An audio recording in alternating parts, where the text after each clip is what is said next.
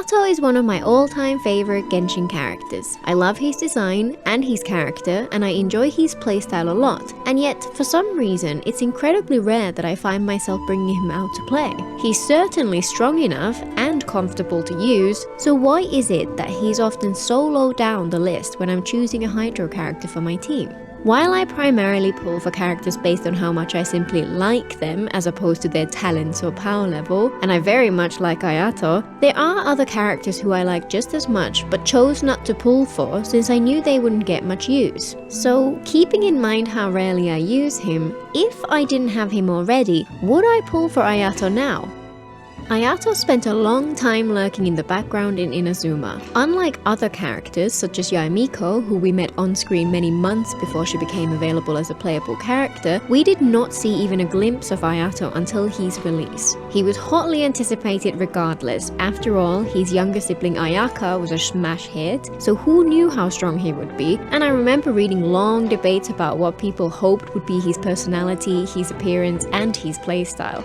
The speculation was fueled by the few crumbs of information about Ayato which Hoyo littered throughout the game. The most important things we knew about him were that he is the Lord Commissioner of the Yashiro Commission and also leader of the Shumatsuban. Essentially, he's the head of Inazuma's Ministry of Culture and their secret police. These two facts alone conjured the idea of a cultured warrior, strong and powerful, adept in both diplomacy and subterfuge. The other bits and pieces of lore were hidden in profiles of other characters like Raiden, Sayu, and of course Ayaka, hinting more at his personality and backstory, but personally I didn't pay all that much attention at the time. Like I've said before, for me, a character's aesthetic and personality are such a huge part of whether I choose to pull for them or not, that it's rare for me to care about characters we have never met, with perhaps the only exception so far being Klee's mother, Alice. When Ayato was finally revealed, a vocal minority of the people who had been most anticipating him were very disappointed. Instead of a rough and muscular samurai warrior like they had hoped for, Inazuma's culture minister turned out to be, well, cultured, and many people were very upset that he was so skinny. Personally, I loved his design. He's stylish, smooth, and just generally came across as suave. His outfit is the perfect fusion of a more traditional Japanese-inspired garb and Western-style business suit, which is incredibly fitting. I particularly love the interior of his coat, which has an absolutely beautiful texture, which still catches the eye to this day. His hair's rat tail mullet is a bit of a travesty, but that's rat tail impact for you. With my interest in him sparked so close to release, I had no time to save, but fortunately had a rare bit of luck in his banner and he came home very early for me. Even after his release, he was oddly absent from any of the remaining quests in Inazuma. He does have his own story quest, which was released at the same time as him, but it was very forgettable overall. He then showed up every now and then as part of event stories in later Inazuma patches, but rarely for very long. I actually found this quite disappointing, because the few snippets we see of his interactions with other characters were often entertaining and add a bit of humanity to a group of characters who never quite felt connected enough with one another. My favourite by far is his relationship with Ito, where Ito seems to be fairly oblivious that his friend is actually an important figure, and instead they just chill out and play cards or fight beetles together. Ayato generally spends all his time working and taking his duties seriously, so Ito being able to push past that and make him relax and have fun is a nice touch. Another fun relationship is Ayato and Toma. Toma is a loyal and trusted servant of the Kamisato house, and one of the few people Ayato trusts completely.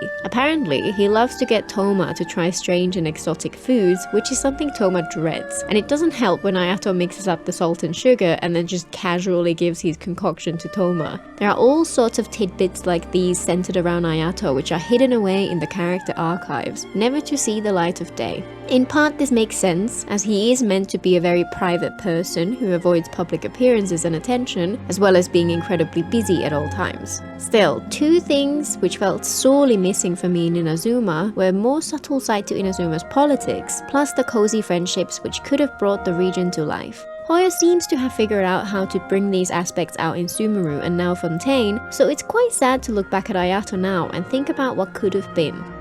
Aside from all that, Ayato's playstyle was initially a hit for me as well. He's a Hydro sword user, and while it's more typical for Hydro characters to fulfill a support role, he's very much a main DPS. The core of his kit is his skill, which converts his normal attacks into powerful splashes of Hydro in a generous AoE in front of him, while granting him very strong resistance to interruption. While his skill is active, he's unable to do any charged attacks. His burst provides a buff, plus a decent amount of Hydro application in a fairly generous circle. As some people tried to point out in my power creep video, technically his burst is decent enough for him to be viable in a support role, partly due to the strength of having Hydro as his element. However, when Yelan, Xingqiu, Kokomi, Mona and now Furina all exist, he's so subpar as a support in comparison that it does feel like a bit of a disingenuous argument. If you lack every single one of those, then sure, he can do the job, but if Hydro support or sub DPS is what you're after, then you're better off waiting for any one of the others. Regardless, his plushy playstyle is simple, easy, and can be very satisfying to play, so I was very happy with him at first. As always with a new character, the first thing I did was throw together a build for him. I had an unused R5 black sword, which is brilliant for him since it has a crit rate substat and further buffs normal attacks. The only problem with that sword is that it's ugly as hell and badly clashes with his design, which is why when he came back for a rerun, I pulled for his signature sword. Aesthetically, it is a far more satisfying option, but in all honesty, the damage increase, while noticeable, is probably not worth the wishes it took, so it wasn't exactly the most economically smart decision. Arguably, the most aesthetically pleasing weapon for him would be the Enemoniguchi, and it's actually an excellent free-to-play option for him. If weapon transmog were ever added, this would absolutely be my pick for both him and Ayaka. I gave him attack, Hydro, crit damage artifacts, making up a 4-piece gladiator set which ended up with a pretty healthy 66 to 239 ratio. I've generally found that gladiator is one of the easiest sets to build, since if you ascend a lot of characters you tend to fight a lot of bosses and end up building a gigantic backlog of decent gladiator pieces, just waiting for someone to come along and use them. It also happens to be one of Ayato's strongest artifact sets, since the majority of his damage comes from his infused normal attacks, which benefit a ton from the 4-piece set's bonus. It's been tempting to try and farm a dedicated 4-piece set in either Heart of Depth or Echoes of Offering, but the amount of resin it would take to farm these just for him feels wasteful, especially since it would make barely any difference since he already makes great use of the gladiator passive. So, I very quickly had a build I was happy with, and I absolutely loved his playstyle. But after the initial hype, I found myself using him less and less. He's extremely flexible in terms of teams, and as long as you have at least one of his ideal supports, the overall damage feels fairly consistent no matter what type of team you go for. To buff his personal damage, you can take advantage of Yunjin's normal attack buff, which is considerable, and when Candace came out, I personally built her purely as an Ayato support so I could run those two together because I wanted to. Let's quickly look through some of the many Ayato teams I've tried and enjoyed, and then talk about why none of them really grabbed my attention in the long run.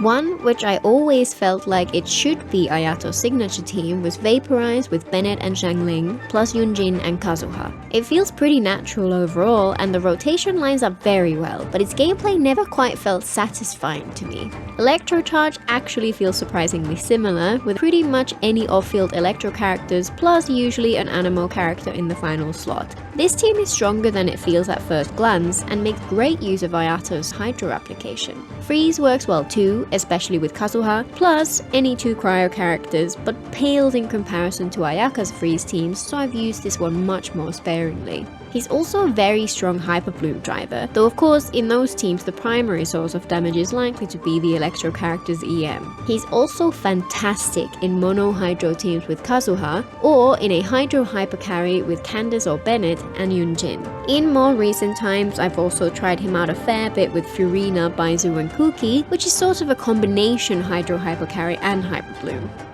However, despite all these fun teams which are perfectly great in the overworld and which can often do very well in the abyss, anytime I ever needed a Hydro DPS for some actually challenging content, my natural instinct is just to bring out Yelan instead. And when it wasn't Yelan, it was Kokumi, or Xingqiu, or even Mona. Aside from a short period just after pulling him, and his brief comeback era when I pulled his sword, Ayato fell down the pecking order way faster than I would have expected. I think the reason for this is that his greatest strength, how easy and smooth his gameplay is, has become his downfall. Ayato feels like the embodiment of AFK gaming, and a large part of his playstyle involves literally just holding the attack button down. His rotations are forgiving too, so there's little challenge from there as well, which is usually a very good thing. That ease of use can be a compelling reason to get him for many people and is a large part of why I do enjoy playing him, but when push comes to shove, it turns out that I tend to gravitate towards characters or teams that need a little more thought to get the most out of them.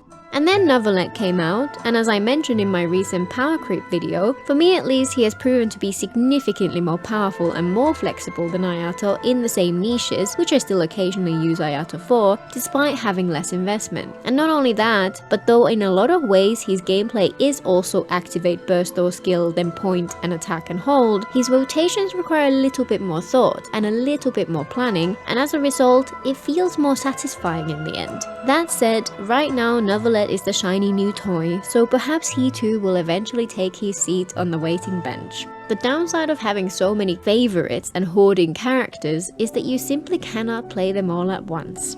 Ultimately, when it comes to on-field hypercarries of any element, they will almost always be characters you pull for because you simply love them as characters, and not because you need them. To get the most out of them, you usually have to build your teams around them. This is particularly true for Hydro characters, as ultimately many of them are practically interchangeable in their role in most teams, despite them all having their individual strengths and weaknesses. So, would I pull for Ayato now?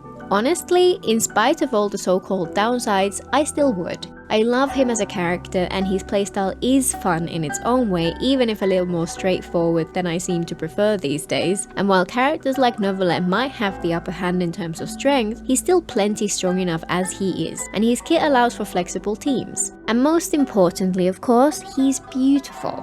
There are many other alternatives, so if you prefer other characters, then he can be an easy skip. But despite what some people would say, he is still worth your time. Until next time!